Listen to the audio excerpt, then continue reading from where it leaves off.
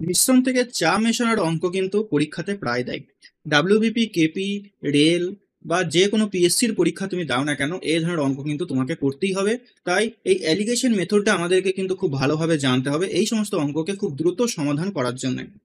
বলেছে দুই প্রকার চা 5:3 অনুপাতে মিশ্রিত করা হলো। প্রথম প্রকার চায়ের ক্রয় মূল্য 240 টাকা, দ্বিতীয় প্রকার চায়ের ক্রয় মূল্য 360 টাকা প্রতি কেজি। মিশ্রণটি প্রতি কেজি কত টাকা দরে বিক্রি করলে 20% লাভ হবে? তো আমাকে এই অঙ্কটার ক্ষেত্রে প্রথমে মিশ্রণটার মিশ্রিত মূল্য সেটা আগে বের করতে হবে, সেই ক্রয় মূল্যটাকে মিশ্রিত মূল্যটাকে 20% লাভে বিক্রি করতে হবে। ঠিক আছে, তো এটাকে আমরা অ্যালিগেশন দিয়ে করব।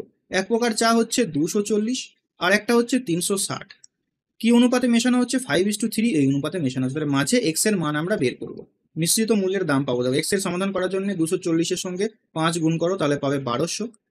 360-এর সঙ্গে 3 গুণ করো, তাহলে হবে 108। এখানে শূন্য, আর ভাগ হবে 5 + 3 মানে 8 দিয়ে। তাহলে ওপরটা যোগ করো, 80 2280/8।